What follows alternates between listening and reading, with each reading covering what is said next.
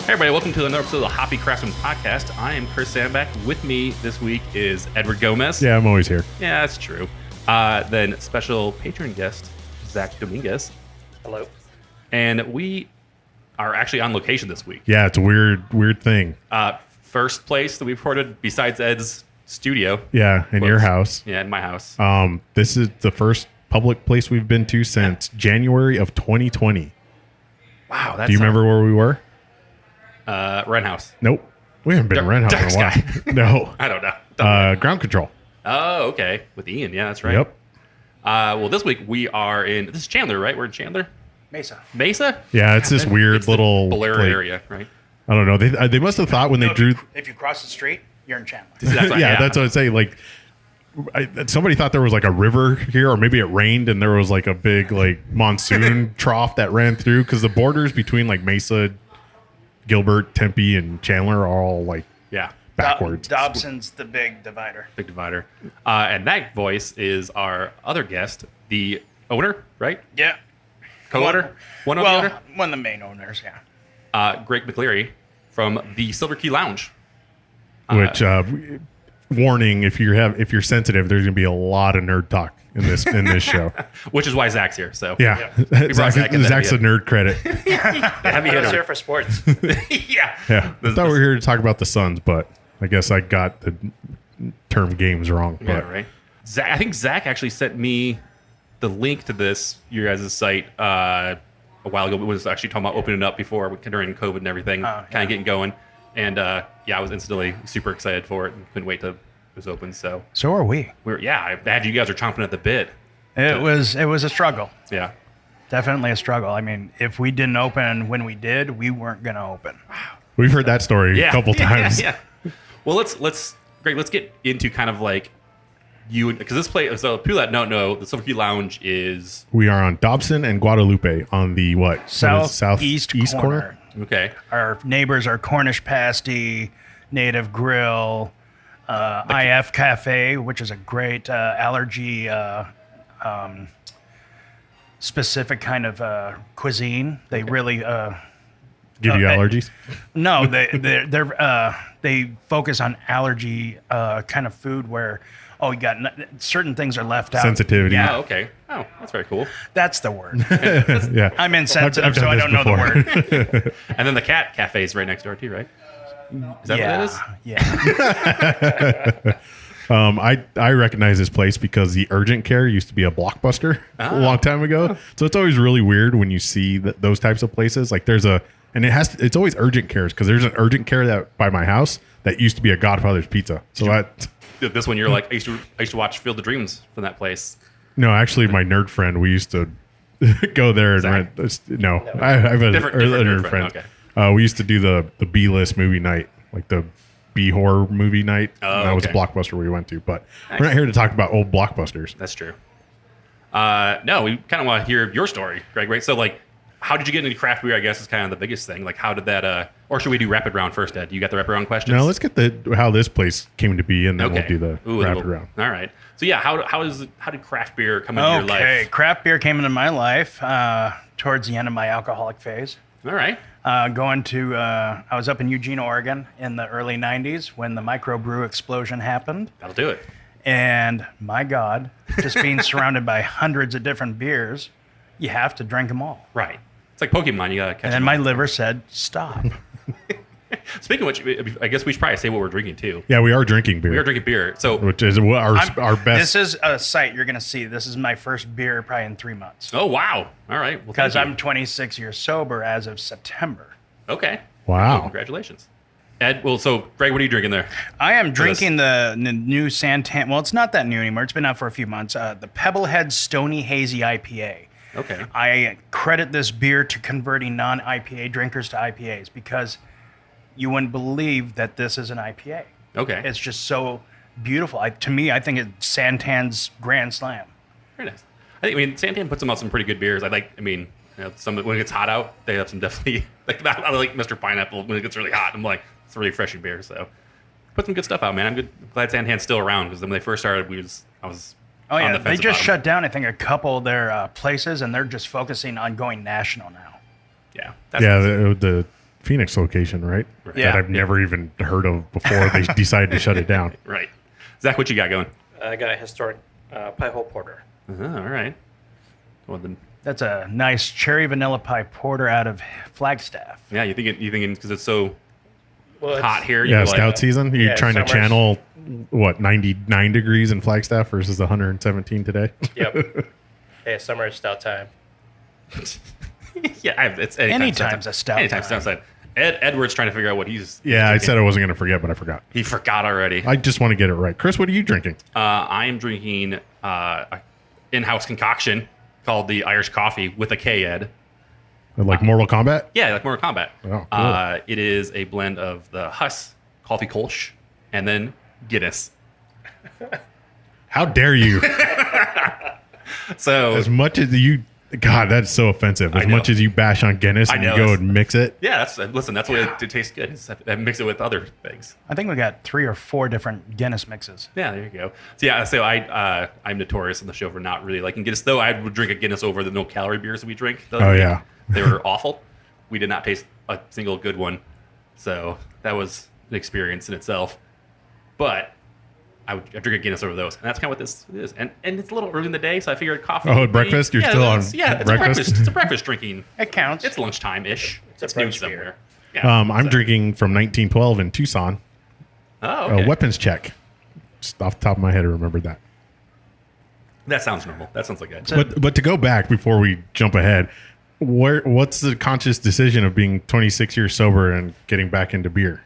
Like you were just ready, or It was one of those perfect storm kind of things that happened to bring this place about. I had a lot of that craft beer experience from the 90s being in the Northwest, and it left a mark on my liver. But also, it was just that beauty, that artisan kind of creativity that came into beer. It was beautiful in a sense. I mean, some of these things were artworks.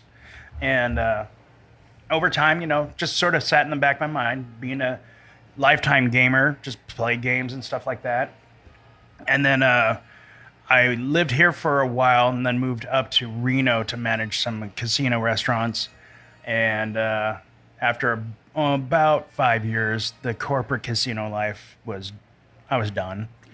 But during that time, a friend of mine opened up a craft beer lounge, board game lounge, right in the what we call Midtown area, real nice foodie kind of place. And he had 8, maybe 9 tables that he actually handcrafted out of big pieces of redwood. I mean, these were beautiful wow. tables that he made. He used to be a fire jumper. oh wow, So he retired, and this is what he wanted to do. Little 2,000 square foot space. And every night, standing room only. Wow. And I'm watching this going, I'm in the wrong business. And it was amazing. I mean, the guy had doubled his projections in the first 10 months. I mean, he was so in shock of how well it was doing. And then so I'm like, I wonder if he'll partner up. He wouldn't. So I started doing research, looking at, board game lounges. Board game cafes were the big thing. Most of them have kitchens and stuff. They do the, sports bar with games, basically. Yeah. And I was amazed at how much the industry was starting to bloom. And Kickstarter was, of course, the instigator of really this golden age of board gaming right now. For sure. And a lot of people go, well, it's probably at its peak. I'm like, no, it hasn't even peaked yet. So I started looking at all these major cities had board game lounges. And then I saw Phoenix and the vacancy of nothing. 100%. yeah. Phoenix is that weird place where it's a giant city, but a lot of people don't realize it became giant in like 10 years. Yeah. It went from like 1 million people to 4 million people in like 7 years, Yeah. or even less than that. So there's huge gaps in entertainment and like high end and just general. Like, look at we're top 10 populations in cities, and we're not even the top 100 of craft beer bars or Yeah. breweries. Not and, even, right?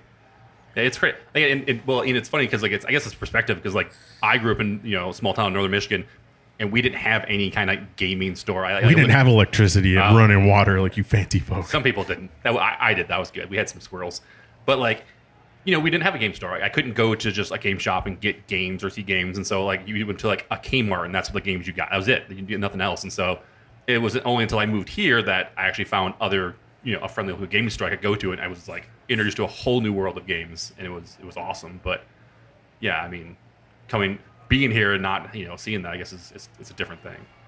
So who else was on your list besides Phoenix? Like, did you have a couple places in mind, or was it just immediately? Originally, I'd moved from. I'm one of those LA transplants back in 2005, right before the bubble burst. Visited some friends because we were gaming out here, because they would come out every once in a while to LA and game with us. So 6-hour drive, no big deal. Yeah. And we came out over a weekend to play, and ended up sort of like, this is not a bad place. And the cost of living was ridiculously low. That helps a lot. Yeah. And so while I was visiting, I ended up accidentally getting a job. And then a week later, I moved out here. Wow. All right. And I always knew the gaming community in Phoenix was huge. It always has been. Yeah. And it's just been growing and growing ever since. Seeing all these game stores out here now. I mean, gaming... was it Game Depot? Yeah. They're the OG, man, those guys. Oh yeah, they've been here Having those guys has been forever. love Yeah. them. I love them so much, and they've always stood true to what they've done. Right. And they earn that following, and it's amazing. If I could have 20% of that kind of loyalty, Yeah. I'd be set. Yeah. But it was just always knowing this place was home to me. LA was never home. It just felt like being a sardine in a can over there. Yeah. So I see that. after a few personal speed bumps in the life, wife passing and stuff, and that was my big sort of like move to change everything in my life. Went to culinary school, became a level 2 sommelier, and unfortunately at that time in Phoenix, because of the big crash, the work here was not good. It was paying at the most $12 an hour for an assistant. Wow. Assistant chef. Right. So that's why I threw a resume randomly in Reno and got the job. Yeah. So did that, saw the development. I mean, Reno, oh my God, they have an amazing gaming community there. I would say it would rival Phoenix, and they're a small town. Yeah. But then I can understand why there are gamers over there, because there's nothing to do. Yeah, I guess that breeds, you got to find something to do. So how did this place, when did the idea come for this place? Part of the idea came from grief therapy. For a while, I stopped gaming completely. It was a tough time. And then friends dragged me out of the house and threw me on a table and said, Arkham Horror 2nd Edition. And you were there for... Learn it, love it, live it. You were there for 30 days? Because nothing will pull you out of depression like Arkham Horror. Oh, my God. Or send you tail spinning into another one. Yeah, but for me, it was 3 to 4 hours of my mind was turned off. Yeah. And the story was amazing. I would say the OCD kicked in a little and really got into it, read the books, his stories, and I was just blown away seeing how the H.P. Lovecraft genre really influenced to this day, modern horror. Oh, yeah. It's... that whole 20s, the 1920s, the gumshoe detective stuff, and then here, let's throw some cosmic horror in and make everyone crazy. I'm like, I like this.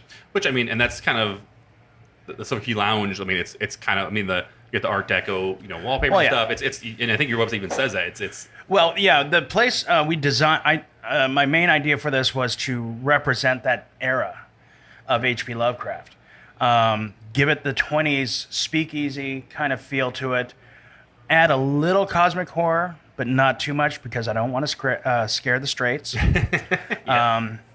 Because I've seen other places, they just decor out too much and Right. it's cheesy. Yeah. Yeah. It's a attraction more than it's actually Yeah. a Where place we to go want to. to be the place where you can just come and relax and go, oh, look at that little art piece and that stuff. it's eye-catching, but not overpowering. Right. Let the games do the talking. Yeah, and Yeah. for those wondering how you can get lost in a board game for 3 or 4 hours, with Arkham Horror, that's just setting the game up. Yeah. No, that's just reading the rules. Yeah. Read the rules. That's not even set up yet. Yeah, we got Arkham Horror. And I think we played one game, and then we went and bought Elder Sign because we were like, we're just going to do the light, like the dummy version. Well, no, that's if you sort of look at the Arkham Files games from Fantasy Flight, Elder Sign is your gateway game. Yeah, right. We did it backwards. Eldritch Horror is your intermediate level. And Oh, then no. Arkham Horror is, I don't have a life. Yeah. Let's go. And we tried. We like I said we flipped it, man. We did the Arkham Horror first because it was like my wife loves H.P. Lovecraft and Cthulhu and just all. It's the same kind of stuff. It's a great genre and it's a great kind of like feeling to be in that. Yeah. It's the murder mystery and the other gods and that kind of stuff. It's super cool. A lot you can do in it. And so yeah, we got that because she's not a huge gamer, and I was like, she'll like this game. It's got all the things she loves, and I got it, and then it was not good. And then we got Elder Sign because it was like this seems a little bit more our speed or your speed. I mean, I'd probably be able to play Noir Arkham Light. Horror. Going Yeah. back on the whole research part and how this came into creation, I looked at a lot of the other board game cafes and the few lounges. I mean, I would say if you broke it down, 80% are cafes, 20% are lounges. And working in the food industry, right away I was like, I'm not going to deal with opening a kitchen right away because I know Arizona Health Code Yeah. and they're white glovers. And I didn't want to deal with it. So I'm like, let's go straight lounging. I literally based a lot of this off of my friend's place in Reno, but I themed it out because this was my biggest gripe on everywhere else. They have these cool names. And then you walk in and it's McDonald's.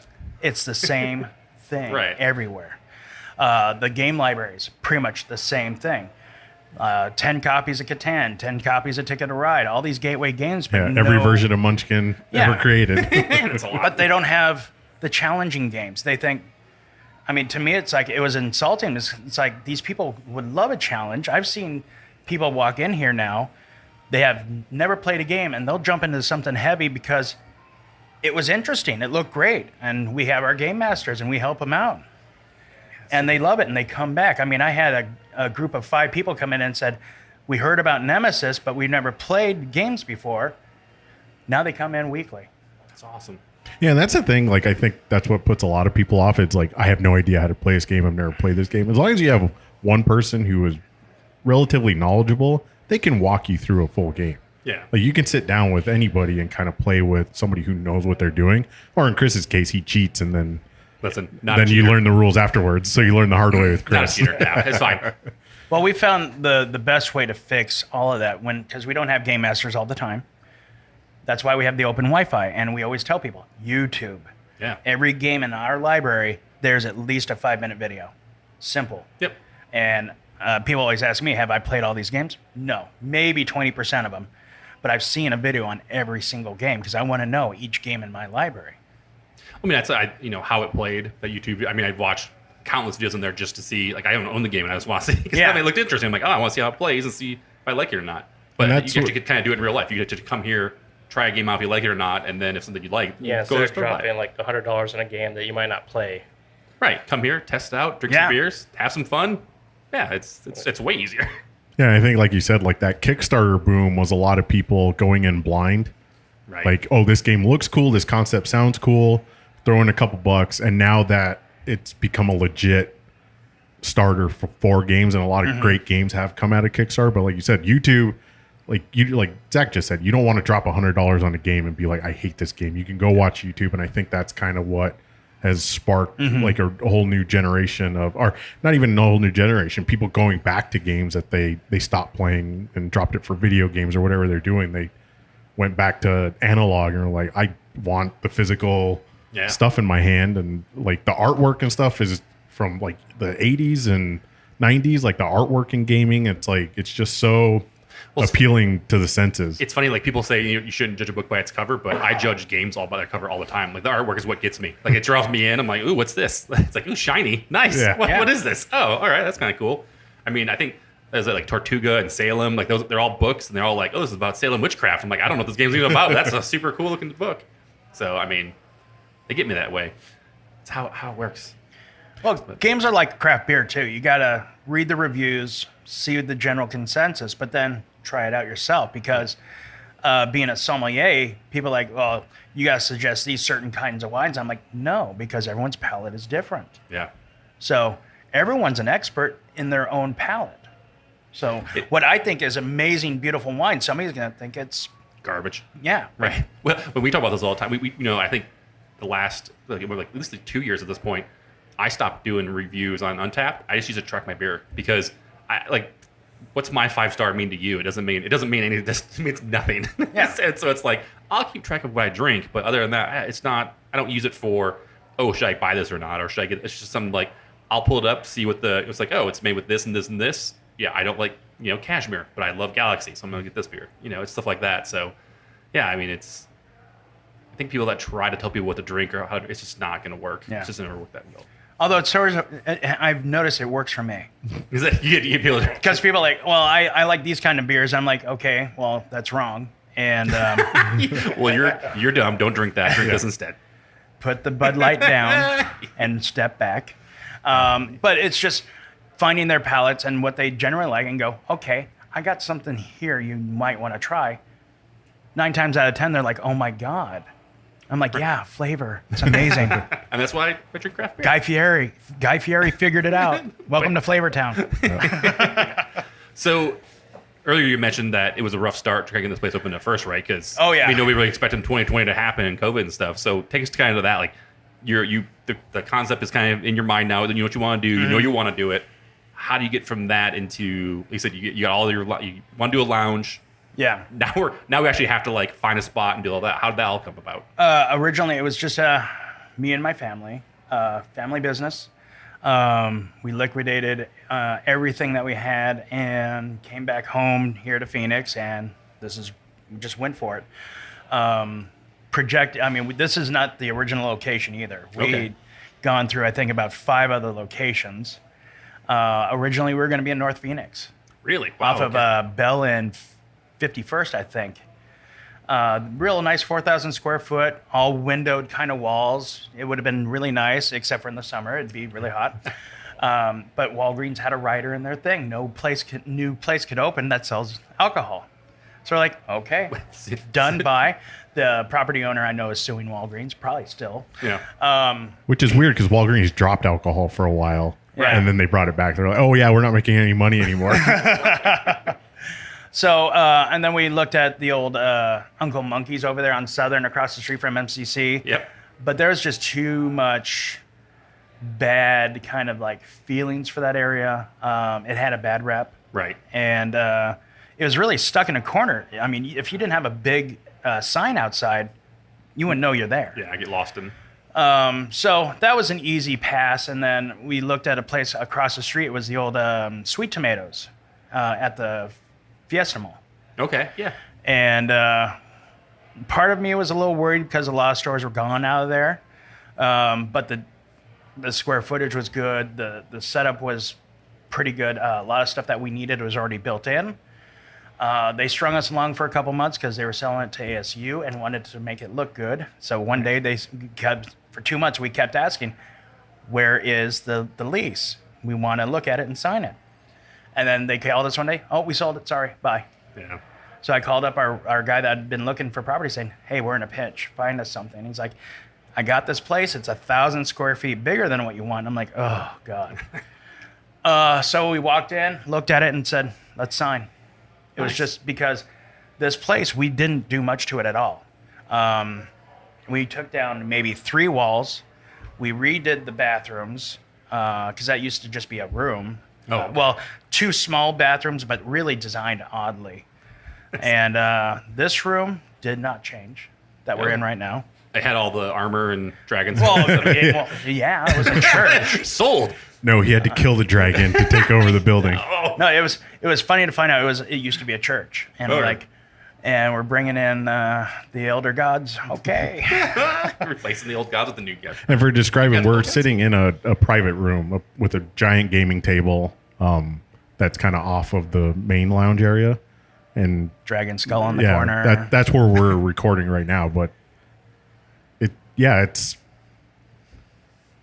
not the first time we've heard that story, right? About Yeah, I mean- not the first place you want to buy. I mean, it's funny. Like people, I mean, talking to different like, brewers and breweries, it's just like, yeah, that's the struggle that people have to get the place open. It's always the interesting part. I mean, it's like, I guess it's not interesting when you're in it, but afterwards, like, looking back on it, you're like, oh, okay, Well, did there? I definitely thought I knew what I was doing. Okay, Figuring being management for years in restaurants, I figured, yeah, I know it all. And getting into this, I definitely realized I did not know it all. yeah, And the bureaucratic hurdles was amazing. If it comes down to if there's ever a bureaucracy track and field competition, I'm your guy. you're enjoying it. Wow. So we got all the stuff, all the paperwork done. We talked to the landlord, got a great deal on this place.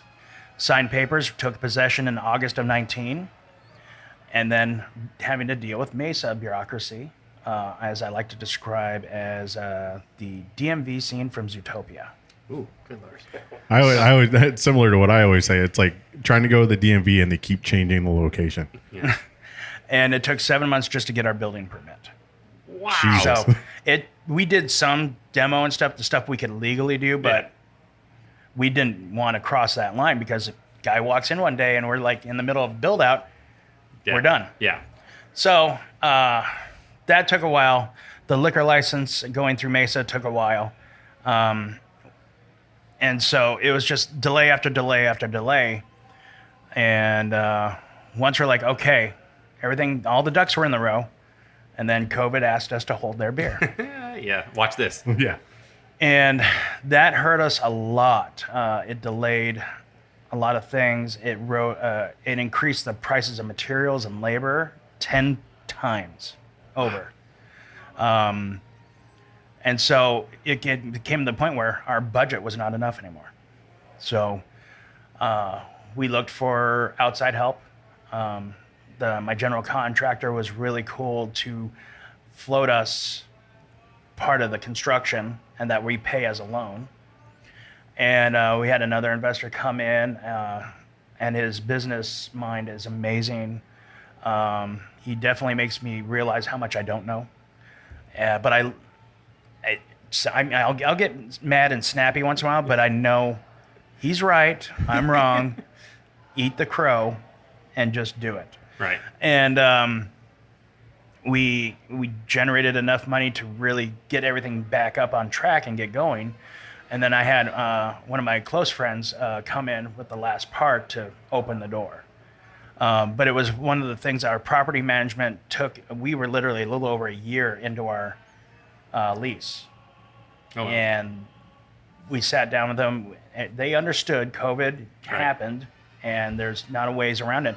And they worked with us, and we basically wiped the slate clean and did a new lease. So that whole first year, it's gone. Wow. And they really are taking good care of us, and we're trying to give that all back to them as well. And we opened the doors January 12th. Because at that point, I mean, I wanted to wait a couple more weeks. But at the same time, if we didn't open those doors as soon as we did, we wouldn't have made it. Just, there was no way. And we did it as a soft open. Those first couple weeks, we had a lot of bugs to iron out. It's sort of funny to look at our place now compared to January and how different it is already. Right. And how things are working. The beer selection, that took a lot of dialing in. I learned don't listen to vendors. Very true. What they think is, oh, these are hot sellers. I'm Yeah. like, to who? Yeah, well, Yeah. them because they need to get them off Yeah. their list. Yeah. We've had this for months and we need to get rid of it. It's like, you made me buy Blue Moon. How dare you? Yeah, right. Okay, so you have. Well, Chris made me buy Blue Moon, so I didn't. Your wife bought. you're a terrible vendor. So you're welcome. I made my sales goal. So you have 16 craft beers on draft, right? Then you have how many cans? I mean, rotating 16. 16 rotating. A couple of them are permanents, like the Guinness is a permanent. The Orange Papago is a permanent. The Dos Equis is a permanent because it's a straight. To me, that's our domestic. Right. Even though we do carry domestics in bottles, but we don't talk about them. They're at the bottom of the list. I would They say have cans, if right? you're playing a drinking game, go with the Dos Equis. There you go. Yeah. They're that guy that you put in a latex suit and keep him in a corner in a box. So, and you have cans as well. Cans. And Yeah, bottles, we have right? cans and bottles. I would say close to 30 different cans and bottles in craft beer and sours. Even some kombucha, alcoholic, and ciders. Our ciders are definitely big, and some mead. I did see the meal list. I was like, ooh. I mean, in this setting, you almost feel like you should drink. You have Yeah, I see you all serve the- them in I tankers. see The the- funny part is we're the craft beer place, and Yeah. mead is our biggest seller. You get- I get some literally braggot. blow a keg every weekend. Wow. You see, you gotta put them in a tankard and then make a braggot, and then be fine. Yeah. You feel Well, it's- yeah, with all the dragons, it just feels like you should drink a mead. Yeah, you should be drinking some beads. Well, it's a place out of Texas. It's called Meridian Hive. I would say they're like mead light, anywhere from 5 to 7%. Not like your superstition stuff and scale and feather, which is 11, 12%. It's harsh. The blackberry is the biggest one. It tastes like black cherry soda, and after 4, you're on the floor. yeah, there you go. And then we use a third. We do a mixed Guinness drink with the mead. 1/3 of the mead, 2/3 Guinness, That's what Ed's getting next. Yeah, definitely. and those are big sellers. And now that we've actually, since last month, we have a limited selection of mixed drinks. Okay. We are a beer and wine license, but we have alcohol because it's wine based. So it's vodka. It's at 21%, legal to sell, but it's wine. It's wine flavored. It's vodka flavored wine. Okay. What? I know. Hey, To listen. me, being a somm, I'm like, I've never heard of this. Yeah, that's But thank you, Frankenstein, for existing. right. That's Yeah. super cool. Thanks, hard seltzer. Yeah, Yeah. we'll take it. And you have craft sodas too, right? Oh God, yeah. We have probably 30 to 40 different craft sodas. I think on one of your Instagram posts, I saw you had it was a Dang butterscotch root beer, Oh, which is yeah. phenomenal if nobody's ever had one of those. Well, So actually, good. there's one better one. Is it that really? Is been back ordered for a month now. Well, don't tell me that. Now I can't try it. Shipping, bottle. It's basically it comes down to production workers putting out the glass bottles Okay. and all this other stuff that we're seeing the effects. Yeah, I imagine. But it's by AJ Stevens, and it's a butterscotch root beer that you would kill for. Oh, god damn it. 'Cause I would Dang is a nice substitute teacher. Oh, wow. Like it's like you go in as a VCR day. That's like Yeah. that kind You of. see I would the- say the AJ's like imagine Barks root beer with that nice bite to it Okay. with butterscotch. I mean, it's just a slap in the mouth kind of flavor. I'm sure you don't have any either. That's how that works. God. Got me all frothing at the mouth. I'm going to World Market, guys. I'm done. I'll see you guys later. But we wanted to market the non-alcoholic crowd as well because knowing the gaming community, not a lot of these guys drink. Yeah. Although I'm finding out a lot of them are borderline alcoholics. But also, we want to appeal to the families. Right. Because we are an all age until 10 p.m. By state law, because of our liquor license, we don't have a kitchen, so we can't be all ages till closing. So at 10 o'clock, got to kick the I mean, kids listen, out. if your kid's at 2 a.m., you're bringing them to a gaming lounge, you You shouldn't be a parent. shouldn't be yeah. a parent. You probably Yeah. turn that card in. Then they gave you to have kids. They do that, right? I don't remember. Yeah. Well, I actually have a couple couples that bring in their baby. It's like month old, 2 months old. Yeah, as being a parent, it's okay. Right. They're sleeping. Have fun while you can have it. Yeah, right. 100%. Get that time in when you can. Agreed. But they're actually really good about leaving at 10 as well. Even though technically they can't be after 10, even with a baby. Most times they're pretty good. And we haven't had any issues, which is great. Very nice. So how many tables do you have out there? So this is the private room, right? So this one you can actually book, reserve on. You call and reserve it. This private room you could sit 10 tightly at this table, 8 comfortably.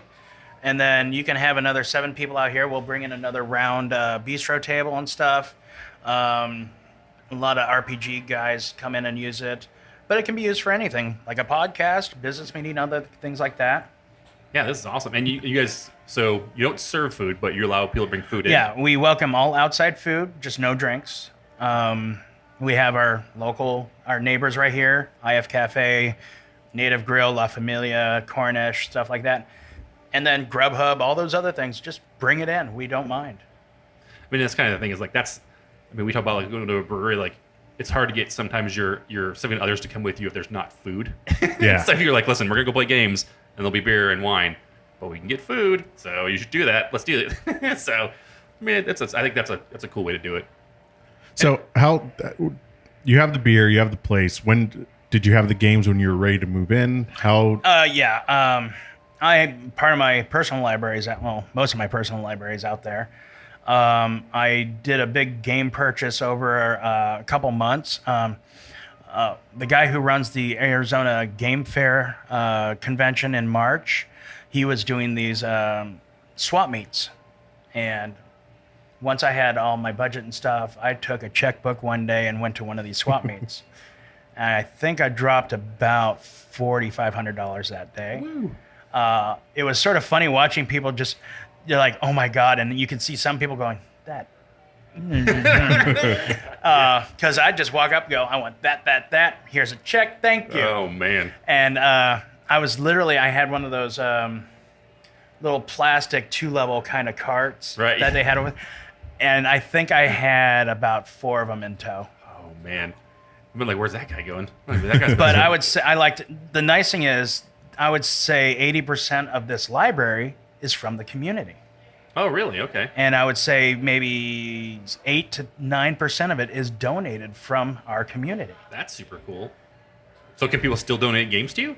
Anytime they want. How do they do that, Greg? They give me a game and I say thank you. Do they just bring it into you, or do you want? A lot of the time, I see the donations during our swap meets that we do every first Saturday of the month. Okay. Some people just don't want to take stuff back, and they're like, "Hey, you want to take it?" I'm like, "Yeah." Yeah. All right. Free games, I'll take them. Yeah. Right. But they're really cool about it. I mean, they love coming here, and they know that the games are going for a good use. Right. So they're not going to be thrown away or trashed or anything. And you have, what, like 6? Is it like 600? I think I saw something like that. Or how many games do you have? I mean, it's probably changes. Well, if you count expansions, I'm definitely over 800. Oh, wow. But I would say if you count just the core games, probably around 650. Okay.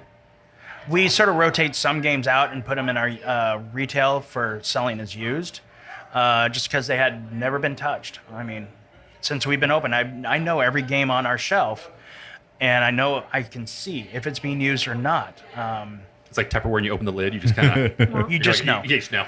And so after a while, policy after 90 days, if the game has not been touched, sell it. Yeah. Let's put something else out play. Right. That's the idea, is get people... And then that kind of like, cycles through your collection too, and people that bring people back, right? Because you want to come, you said people come in and they see something and go, oh, that's new, I'm going to try that one out, or, And on average, I mean, I think the number is around 2,500 games a year are brand new, coming out every year through Kickstarter and just normal publishers. So the rotation's there. Very cool. So what game got you going? Are you Dungeons and Dragons guy? I started with Dungeons and Dragons back in, I think, 79. My parents liked to go on road trips, drive across a couple states, stuff like that, to visit family. And what's a good way to shut the kid up in the back seat?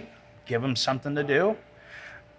I don't know how or why, but they ended up giving me that original red box set of D&D, and they didn't realize what they started. Pandora's box, you mean?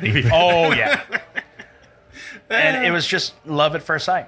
You do have rule books out there for other RPG games. So it's not just tabletop games. I guess we should specify that as well. Like, you have lots of tabletop games, but you actually have RPGs as well. Yeah, we'd like to have at least a set of books there for the D&D for just reference sake. We have a lot of third-party stuff that they can use, like Dwarven Forged Terrain. It's not available to rent yet because we're still cataloging it, because we have 5 different sets of them. And I would say there's probably a little over 1,000 pieces to catalog and just keep track of. Like tree number B. Yeah. Tree large A. Unfortunately, yes. Yeah, I know. That's what I'm saying. Right, I already counted that tree. Yeah. Wait, is this the same bush? No. And we have miniatures that are 2D miniatures called Skinny Minis. A lot of these guys love to just do those big, nice maps. But, miniatures can be pricey and stuff. So we have these 4 books of these 2D, they're fully illustrated minis that they can easily use, and people love them. Very cool. So if somebody's playing an RPG or something, could they bring in their own miniatures or their own books and stuff? Okay. Oh yeah. When we don't discourage. I mean, I got this UTA group out here, and they brought all their games. Okay. And it's funny, 1/3 of them we have in our library, but that's fine. Yeah, I mean, so like if somebody brings a game in, should they check in with you so that way? Because I mean, I'm sure you don't want people taking things off the shelf and just walking out with them. We have very good cameras. Okay. We have very good cameras. I mean, it's like I feel like when I go to a store, I just want to like check in with somebody and be like, I brought this just in case you're wondering, so no, I won't get tackled at the door when I leave. A lot of people are pretty good about, hey, we Yeah. have our games, and we keep an eye on it too. Very cool. Everyone that works here understands, okay, if you see it, make a mental note, that kind of thing. But yeah, in the end, if somebody walks out with a game, we know. Right. Just because our cameras are very crystal clear, and I have a slightly photographic memory when it comes to things I'm interested in. Right. And so when I look at my library, I'll know if a game's missing. I feel like it's a horde. It's your dragon horde. You know. Oh, yeah. Like this is one gold piece is not supposed to be here. It's Yep. not. All right. Well, I think Chris is ready to take a break, but before we do that, we'll go with a nerd moment for the 3 of you guys here. We'll go around the table. What's your typical D&D character? Always. What's your go-to? Assassin. Zach? Same. Assassin. What? Really? Yep. Oh man. It makes for a good show to say the exact same thing somebody else said. Zach, Really? good job. Assassin? Assassin cleric. That's a pretty. You're killing the name I of. kill them, then I pray for them. Oh, okay. Well, that makes sense. And then you get the 3rd, and then you get necromancers, and then you raise them. Yeah, bring 'em back. Bring them back, and then you Kill 'em Kill him again. Yeah, that makes sense. Yeah. That's how you get the XP. Yeah. Reduce, reuse, and recycle. I mean, I get it. It's fine. It's called grinding. I played WoW. I know. Chris? Wizard. I always like throwing spells. Glass cannon it. It's great. Ed, what do you? Whatever Chris makes me. Yeah, that's usually about it. And he'll let his son name it. So, Yeah, my 6-year-old name. Actually, he was 5 at the time he named your character. yeah. So it works out. So we'll take a break and we'll come back and talk about more gaming. We got to put Greg through the rapid round. Yeah, we'll do that when we come back. All right. All right, sounds good.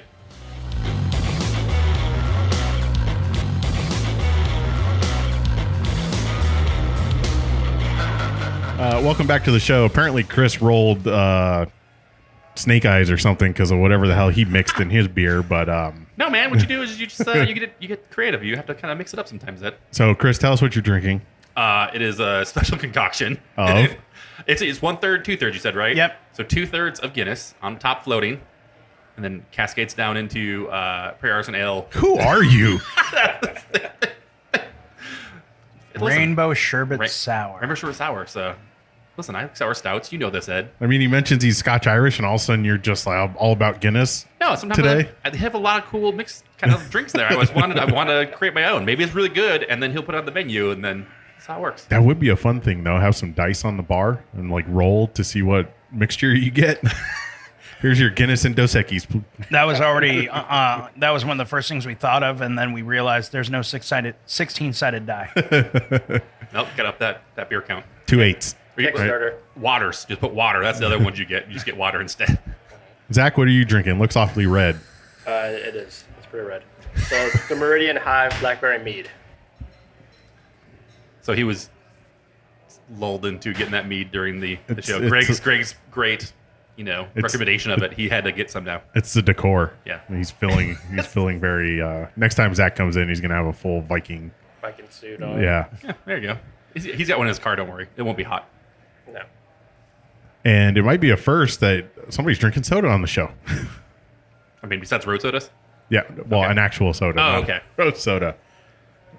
Greg's drinking. The dang butterscotch root beer. I mean, my silky recommendation made him get that too. Yeah. So it works. Like I said, it's nice to see somebody out Chris on his own show. Yeah, So thanks. I like he set it down ever so affirmatively on the table, and Chris was like, "Damn it." Laces out. Yeah. I'm drinking the Guinness mead concoction. Oh, are you? Yeah. See, look at this. It reminds me of a snake bite, but with more flavor. We call that the Hammersmith. It was actually created by a couple of our patrons. Oh, that's very cool. At first, it started as a half and half, and the mead was just too overpowering. We went at around 20%, not enough, so we found 30% was the right one. And finding out what worked best was sort of funny because by the time they got it right, they were pretty much 2 sheets. They're like, this is the one. Yeah. This is the one. Just keeps getting better and better the more I drink them. That's right. It didn't go the other way. More mead than. And the funny part is, that's a big sell here. Yeah, maybe probably really good. Well, that's the thing. A lot of Sweet people beer. just want options, and to your credit, there's a lot of stuff you have here that isn't everywhere else. Yeah. Like there's a lot of bars you can go to that you're going to see the list of Modern Times or Four Peaks or the standard. Like mean, you said, the vendor is like, here, these are the beers you want, and somebody we have who a knows couple what- of the Four Peaks, and we do have one Modern Times, but it was one of those we're test running it. Yeah, you want some familiar options, but you said, you had Odd 13, which you don't see that everywhere. And the nice thing is when I turn people onto it, they don't turn back. It's amazing. They're like, Odd 13, I still think is one of the better craft breweries on the West Coast. Even though they're Denver, so the Western United States. Yeah, California's going to burn down and flood to the ground anyway, so there it Denver's is. going to be on the West Coast sooner or later. Well, I mean, and it also kind of goes. I mean, their theme of all their stuff is kind of fits right in with all the geekiness here. So it works right. All their artwork on their cans is pure like comic book kind of artwork. It's great. Have you looked at Gimme? I know Unsung just started coming to the Valley from California, and they're very comic booky. I'd have to look at them. I haven't seen anything yet. Because they have they're all just everything's like a very comic book style. Like their logo is like Unsung, but the U is like the mask of a guy. So I have to find out who's vending that. do you got those rapid round questions ready to go? I do. Okay. So first time, when people are on the show for the first time, we do a rapid round question. It's never been very rapid. Very rapid. Some of the answers get kind of lengthy, and we don't have a very long attention span. So the first question is the very podcasty question is, what craft beer got you into craft beer? I would say that was back in the 90s when I was up north, and it would have been the Pyramid Hefeweizen. They put out a raspberry Weizen, and that was what sold me. Then I started exploring from there. Has Zach ever done the rapid round? Zach, have you done the rapid round? I don't think I have. Well, now you have I to do think it. he's done. What's your first craft beer when you were a little beard? With my tanning before I had a beard, and it was just stubble. I don't know. Can you say left hand? Left hand milk stout? You can say that. Yeah, Yes, I mean, yes. probably milk stout would have been like close to like my first one, really. All right. You can say whatever you want. We'll judge you later. Yeah, it's fine. Yeah. We judge you silently in our heads and then Yeah. later. And then out loud later. Yeah, and out loud later when we're playing games. Yeah. Yeah. My phone keeps sounding out. Oh, God. Worst. This might be a difficult one. What's your moped beer? The beer you don't want your friends see you drinking, but you're kind of your guilty pleasure. Which, being a gaming person, I don't know if that one really applies to this group, because I would say Shock Top. Yeah, that's a. Chris is like, I like Shock Top. No, I have some Shock Top in my fridge that somebody gave me, and I keep using it just for brats. Zach, what wilderness beer is your guilty pleasure? Dreamsicle. I'll accept that answer. Peaches and Yeah, creamsicle. I don't want anybody to see me drinking that beer either. What beer would you decline under any circumstance? Domestic. Anything domestic. Wow. Which is funny. Like, we talk to so many brewers, and they are like, that's their, like, they're not ashamed to drink anything. That's usually their answer. And two, they will drink tons and tons of domestic. And you're like, dude, you make amazing beers. And they're like, no, I just slam like Coors. Like, Yeah. that's like going on style. And you're like, what? I can't stomach them. Yeah, I'm with you. Like, I refuse. I have a palate, and there's too much artwork out there. I don't need to. Well, my thought, we talked about it before, like, if I'm going to drink something that's not great for me, I might as well drink something that tastes good, not good for me. You know, I might as well enjoy it. I just don't enjoy this anymore. I would rather fall off the wagon and start doing shots again before I drink a domestic. Yeah, right there. Zach? Probably Corona. With or without a lime and lots of salt. I never put lime. I'm just asking. It doesn't Yeah, matter. it doesn't make any. It doesn't make it any better. Oh, okay. Well, I sent Chris an article that said, if you love Corona, you'll love these craft beers. And it's like, if you love Corona, you don't like beer. yeah. He's like, you don't like beer. I was like, yeah, that's probably true. What's one thing that should never be in a beer? This is a family show, right? No, Joe. I mean, no, not really. Testicles has been a long given my balls- answer my on balls this has been one. on this show. Pretty much, My ding don't dong. American Pie the beer. Yeah, there you go. But use your swizzle stick as a swizzle stick. Yeah. Yeah. Zach, what are you thinking? They're still not doing glitter right. There. No, glitter's still that. Glitter's still a that's thing. Still a thing. Yeah, that. They still make those little ball things you just drop in and it bursts and then glitter goes everywhere. I don't know. Oh, you should. You ordered them. I thought. Oh yeah. Oh God. Listen, Wes isn't on the show anymore. We're not talking No, about glitter. I feel bad because we're actually going to be buying some of that. Not for the beer, though. Not for the beer. For our mixed drinks. Oh, okay. Because we got a health potion, a rejuvenation potion, and a mana potion mixed drink that we want to make. Yeah. Okay. That I'm okay with. That seems fine. Yeah. I'm alright with that. I just feel like if you have a couple of those, then you go to the restroom later and you forgot you had glitter, and you had and you're pissing out glitter, you know. Name a beer that's a 10 out of 10. There's a few of them.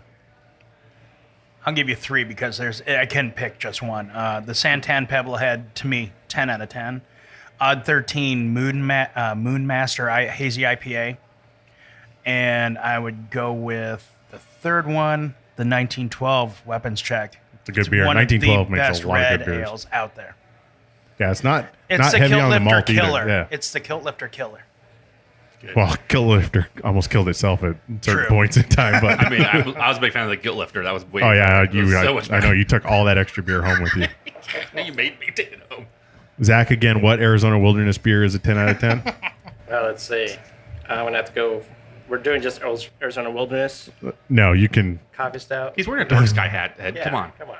He gets to choose between the They two. gave us one. I got a couple of theirs in the back as demos, and the Pride Month one that they made is amazing. Yeah, I just had that one yesterday. It was pretty good. Actually, I would say I'm gonna be a fanboy and go with Wren House. Probably What? Spellbinder. I mean, it did win a gold. Chris, I medal, don't so- think you've ever Yeah. answered this one. What's it? A 10 out of 10 beer? Yeah. God damn. I know. What's not? Well, listen. What's not bells and what's not all day IPA? I'm not camping. That's my camping beer. With your 10 out of 10 camping beer. Yeah, my 10 out of 10 camping beer because you drink it all day. It's delicious, and you get 15 of them for like Two-Hearted? $12. Bell's Two-Hearted's Two-Hearted? great. I love some Two-Hearted.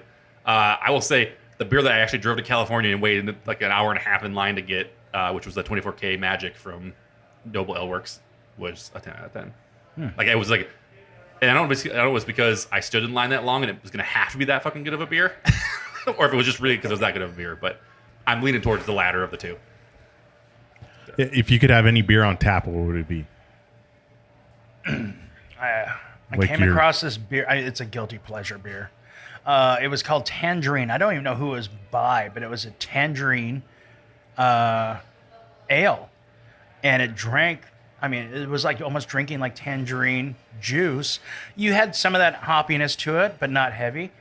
And the scary part was it drank too easily.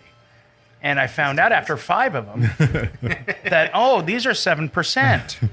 Those are the scary ones. You're Yeah. like, I can't taste anything in this. That was This the is first delicious. time I ever walked home. Without shoes. Yeah. I think I urinated on somebody's front lawn. Everybody has one of those stories. It's Arizona. I guess this one's going to be a long answer one because we didn't really go into the name. Silver Key Lounge, was that your first choice, and where did that come from? Actually, the original name I wanted to go with was the Silver Twilight Lodge. Like in My Little Pony? Like No, from Arkham Horror, 2nd edition. Yeah. This was early on. I didn't realize that the Silver Twilight Lounge was a creation of Fantasy Flight and not H.P. Lovecraft. Ah, So I wanted so something. that was all sorts of trademarks. But I liked the flow of that. So I literally opened up my big book of H.P. Lovecraft stories, went down the lists, literally with my finger, went, Silver Key, done. Very cool. Twilight Sparkle, in case you're wondering. Oh, it wasn't. Hey, that would be a good night of Arkham Horror, maybe some Betrayal and some Nightmare beer. Oh, yeah. right? With the wow. All their artwork. Yeah. Wow. Have you seen Nightmare? With their like serial killer like. Well, they had like the Glasgow smile. Yeah. And so it's like the artwork is, and the cans are like black and white, but like the It's blood very on like it Sin City artwork. is red and shiny, right? Wow. And so like the Glasgow smile, and it's somebody just get in, and then there's like a bunch of Reapers killing people, and it's pretty awesome. So it's a looking. line of beer that would fit well here. Yeah, it's very heavy metal. That's what I say. Yeah. It's like Death Clock. It's cool. I'm a big fan. What's your favorite, best, worst from a customer or anybody in general as a business owner? You should do this. The unsolicited advice The unsolicited you've gotten advice is the best. as a business owner. You should aim for the toilet and not next to it. Wow, a customer told you that. No, that's me telling. That's you a telling a customer. What about the other way around? What's some of the customer a suggestion or? couple of suggestions, of course, is you guys should have food, and I'm like, well, do you have 50 grand to invest? I will. It's an expensive pizza. Get nachos. Well, eventually we are looking at doing a little mini appetizer kitchen, just so we have at least something on here. We're still floating the menu around, what we will serve, that kind of thing, and what kind of equipment we need, and it comes down to cost too. Right. Yeah, I mean that's kind of the thing. So like, what are the future plans for the Silver Key Lounge? I mean, I know you're going to have another private room open up, right? Yeah, that's going to be the secret, like, chamber for cultists kind of meeting room. Okay. We want that sinister, dark kind of ambience to it, where you're in there, you're having fun, but in the back of your mind, you're like, I'm going to join a cult or I'm going to be sacrificed. I want that. If you sort of go from the beginning and in, you see the theme sort of build up, and that private room is the pinnacle. It's here's the H.P. Lovecraft in your face kind of room. Very cool. So private room. You talk about maybe you said getting food at some point. Yeah, Signing up for that, maybe some but snacks and the stuff. big negative is we got 4 restaurants all right next to us. So it's like, do we want to even try to compete? Everyone's really gotten used to bringing in food and stuff like that, and it's just an additional cost to us. Right. And would it be profitable? A lot of people go, well, food is what keeps them here. And I'm like, beer and pretzel, the peanuts and pretzels at other bars, because they have a domestic selection of beer. Our peanuts and pretzels are the board games. So I got them sitting down. Are you worried about the shelf life of the games if you were to bring in food? People That's getting their part of greasy it. paws Yeah. all over. I see wings and I scream. Yeah. Yeah. Right. Yeah. Now I'm gonna order soup. I'm gonna order soup with you. I'm gonna see like a bad. Like, why would you do that? I mean, I'm sure The Silver Key Board Game Lounge and Soup Bar. Yeah. Yes. Because we hate ourselves. It's all cream of something. It's cream of Yeah. cream of corn, cream of chicken, cream of mushroom. Yeah, sure we have food. It's called Sushi Go, right? Oh yeah, there you go. Perfect. Just food, board games. Yeah. So, what are some? I know you said you do the swap meet, Yep. right? So that's the first Saturday every month. Except for July, because 4th of July weekend, so not going to compete. So we pushed it 1 week after to the 10th. This last one we did was standing. I mean, it was just wall to wall. We had a line past the craft store for people to come in and buy. Right. So that's the idea. So the swap meet is you have people come here to sell games. Yeah. People can come around. Actually, I saw you had was it Geek Chic was here? No, it wasn't. They weren't Geek Chic, but they had a bunch of their tables. Ah, okay. So I think they bought them real cheap when Geek Chic folded. Gotcha. And so they're just trying to offload them. And I had literally a vendor on every table in this place, and that was the first time we maxed it out. And I had to actually turn 3 people away. Very cool.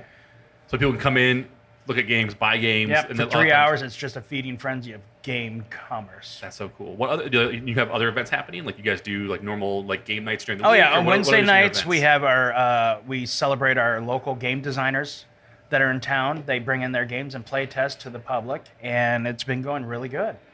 I'm starting up another event. It was going to be on Thursday nights, but because of a scheduling conflict, I'm going to probably move it to a Monday night.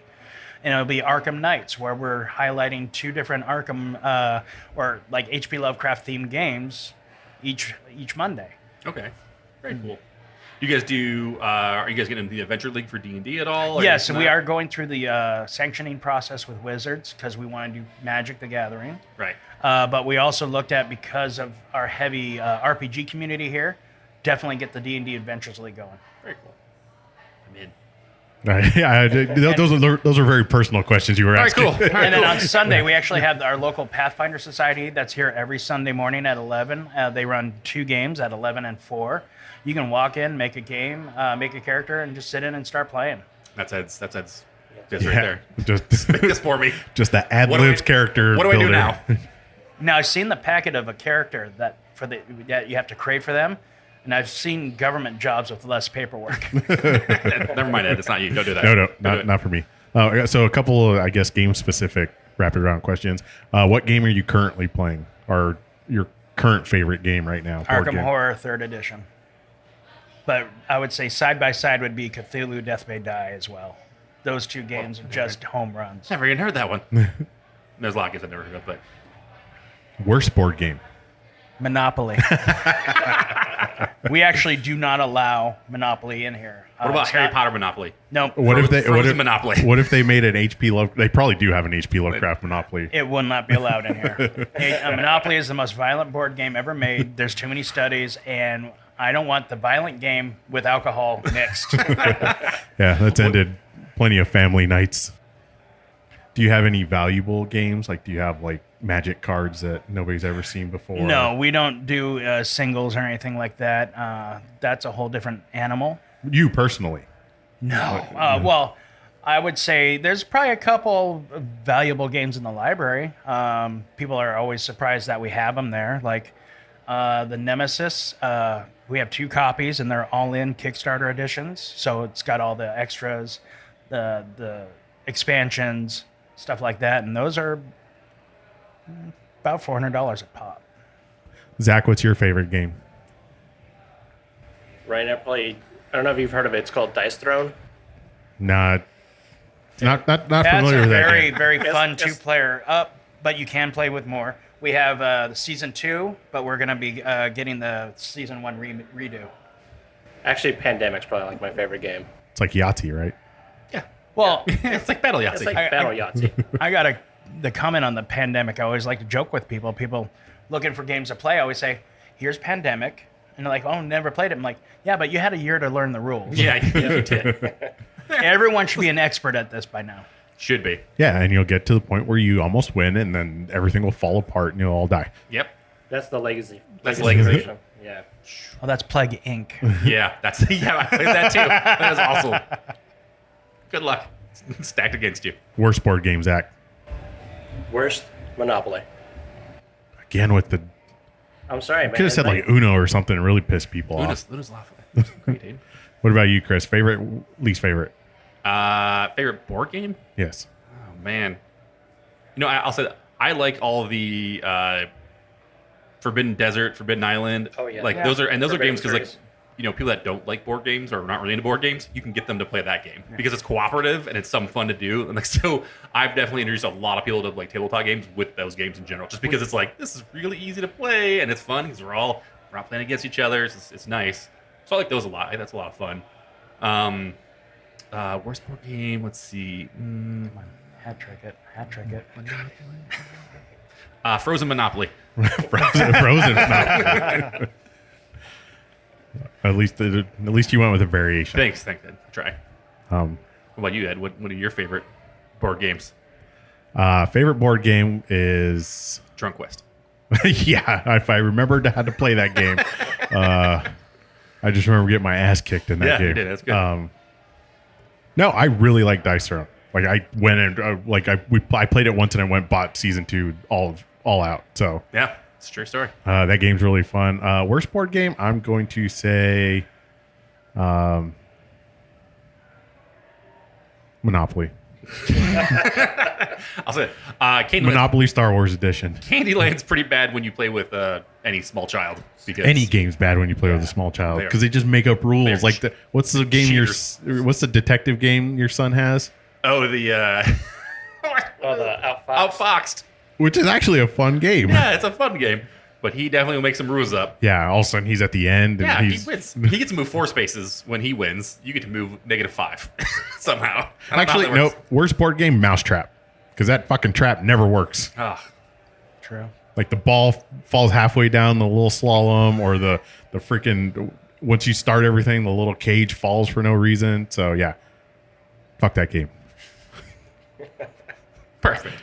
Hungry Hippos is right up there too. Yeah, because the balls just fly out. Yeah. Well, it depends. Well, yeah, when you're a grown man playing it, you either break the thing or the mouth gets stuck, and the balls fly everywhere. Anything else, Chris? No. What other nerdy questions you got? I mean, lots, but not enough time for this show. Oh, you're just putting it all on me. Listen, this is a nerd cast. This should be all you. No, I think I'm just treading water over here. No, I mean, I think at this point, we take another break and then maybe come Now back, we have to play a game. Maybe. wrap it up. Well, we'll talk about what game we're gonna play, and then it's gonna be a patron exclusive. Ed. Wow! Spoiler alert. So yeah, let's take another break and we'll come back.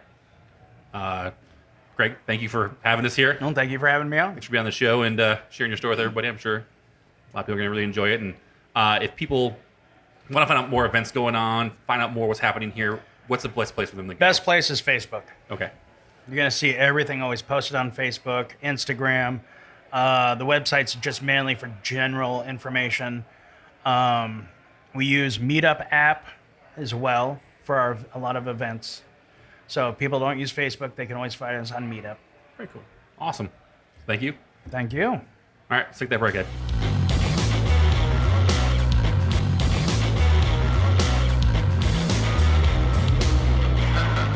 Welcome back to the show, everybody. We had to let Greg go because he actually had to do some work in this place. Yeah. And not talk to us. Being an owner and running a place, work. You got to do that still. Yeah. So. But thanks to him for taking the time and talking to us and letting us hang out here and record. It's very cool. Actually, I love this. I think I can't remember what you call it. It was the Silver Button Lounge Silver Button Inn. Yes, that's the name of this room. Silver Button Inn. So you could rent a private room and come here and play your D&D game. Listen, you should do. This is just what I would do because he brought that dang root beer out. So I'd get back at him. I would go get Monopoly and I'd bring it in and rent this room out and just play an all-out Monopoly war. Well, you'd have to sneak the game in. Yeah, you have to put it in a game bag and bring it in. Be like, we're gonna play, and bring something like really, Yeah. So if you heard this episode about the Silver Key Lounge, tell them the Hoppy Craftsmen sent you, and you're looking for Monopoly. Yeah, I'm sure you got a big discount at the bar. Yeah, or they'll throw you up. One of the two. I don't know. But no, I mean, that's super cool, man. I like, we talked about earlier, like it was like this, it's like they got craft beer, they have games, I'm in. Like it was like, that's super cool. And then I saw, they have these gaming tables, which is pretty cool. And they're big gaming tables. They're not like card tables shoved in a corner somewhere like you see at a lot of like game stores. Yeah, and they're not the plastic fold-out tables from Home Depot. They're literally, these are like game tables. This has got a neoprene mat on top of it. This one's huge. Like he said, 8 people for sure. 10 people is kind of maybe pushing it, but 8 people you could fit here pretty comfortably. Yes. And the ones on the floor, they actually have game tables on the floor too. It's not like you come in and reserve one or whatever. You just sit at an open table. It was super cool. That's what we did last time we played, oddly enough, Dice Throne. And we just sat down and we got here like 5. We started playing, and like there wasn't a lot of people. But by the time we got like through the first game of Dice Throne, the tables were full. I mean, it was a Friday night still, but it was like, wow, that got fast, real fast. So I was really happy we got here when we did. So we actually got a nice table. So it was that. Which is nice too, because this place hasn't been open that long, and the state hasn't been open that long. Just so to see it busy.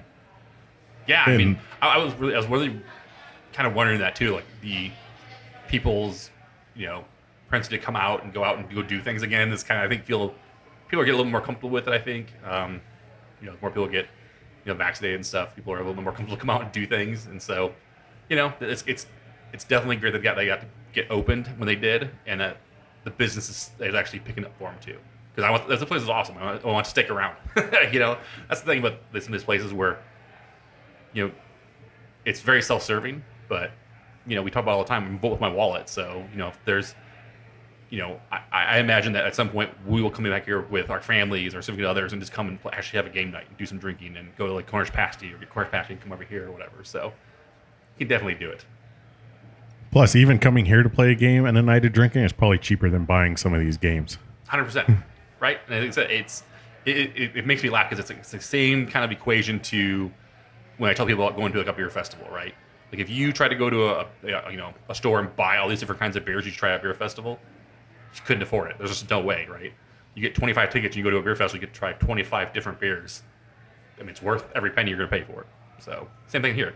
You're going to come here, buy a couple beers, and be able to play any game you want. Hey, I tried it with crappy low calorie beer, and that was expensive. Well, it was expensive for our Patreon supporter who paid for it all.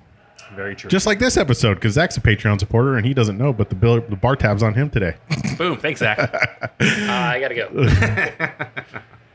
But no, Zach, thanks for being on the show, man. I appreciate it. Love having you on. Talking for nerdy having me. stuff. You know, it's Kind of say we didn't talk about sports, but yeah, this is okay. Next time. That's Ed's other show. Yeah. He's got a studio. Don't worry. He'll invite you over. Yeah. Network's coming soon. I think that seems to be the thing to do now. Start a network. Would it be HCPN? Yeah. There you go. We're going to have to trademark that before this episode comes out. There you go. Well, everybody, thanks for listening. Ed, if people want to go find us online and see more things about what we do and where we're going to be doing, where should they go? You can find us on Instagram at Hoppy Craftsmen. You can find us at hoppycraftsmen.beer because all the cool kids have .beer. It's a true story. You can find us on iTunes, Stitcher, Google Spotify, Play. Pretty much any podcast player yet. Facebook, apparently. Facebook's coming out with one. I don't know. We'll see. They have some weird wording in their terms of service. So Yeah, fuck that. we'll see. You will not find our podcast on Facebook, hopefully. Twitter, Facebook, we mostly just post the show there. We don't. If you want to get a hold of us, Instagram or email. Patreon is Patreon/Hoppy Craftsmen. True. You have to search for it because it's not safe for work, so it doesn't pop up. 100% true. You actually have to. So find the link on the website, and maybe we'll invite you out to buy us stuff like we did Zach without telling him. Yeah, he doesn't know that. He thinks I'm kidding. So it's a bonus episode. Thanks, Zach. Oh no, I know you're not kidding. Chris is kidding. I'm not. That's quite true. But speaking of those Patreon supporters, Chris, who are they? Our Patreon supporters are the rest fucking people in the world. They are Riley Greenbaum, Anthony Bracamonte, Rob Fulmer, Mark Ballesteros, The Indie Beer Show, Cena Gomez, and Zach Dominguez. This guy sitting next to me. Wouldn't it be funny if like his payment didn't go through this month? Ooh, it says denied in here. Never mind. I retract that statement. No, check. I thought I had that set up for auto pay. You do. I changed it. It's twice a month now. Thanks, Zach. So we hope, and obviously we're here to play games, so we're going to do that, and that's going to be a Patreon episode. Yeah, so I mean, that's kind of the idea is like, we have we're trying to do more on Patreon to get more out for people. So Ed and I have been talking about this, and I think, like the low calorie episode that we did last time, that's kind of like a teaser for what we're going to do. We're going to do some of those episodes as Patreon exclusives only. So yeah, we're here. We got beer, right? Oh, I do want to say one thing, though. We did upset somebody with our low calorie show. Oh, we did. That's right. We got an email from super friend of the show, Sarah, who was upset that we didn't try Oscar Blues 1T. Is it 1T? 1T, yeah. 1T 100 or something like that. Their low calorie beer, which might be a good thing because we didn't like any of those. So I will definitely go find that, and we'll maybe do that on Patreon. Try some Oscar Blues stuff and Canarchy, right? That's Yes, Canarchy is the like the conglomerate, the Voltron. Yeah, well, I guess I can't say that because apparently that Voltron Brewing thing is still a thing again. But we'll talk about that in the next episode. Sounds like a plan. We also missed, I think there is, instead of two-hearted, it's like low-hearted or something. It's like half-hearted? Half-hearted. It could be half-hearted. That could be what it is. But there's that version too. We missed that one too. So I think there's a few more we probably need to. Listen, we got a sadly good mix run in. of the Spectrum, and I have zero hope for any other beer. Listen, I'm just gonna we'll keep trying them. It's basically like we talk about farmhouse ales for me. There's gotta be one that's good, right? Let's see how this goes. So I don't know. That's another episode. We'll do it then. Yes. So let's get this game going, man. I'm super excited. So everybody, thanks for listening. He's Chris. I'm Eddie. That's Zach. And we're the Hoppy Craftsmen, kind of. Do we have a game name? Nope. We do, but you'll have to check in the Patreon to hear that. All right, guys. Thanks for listening. See ya.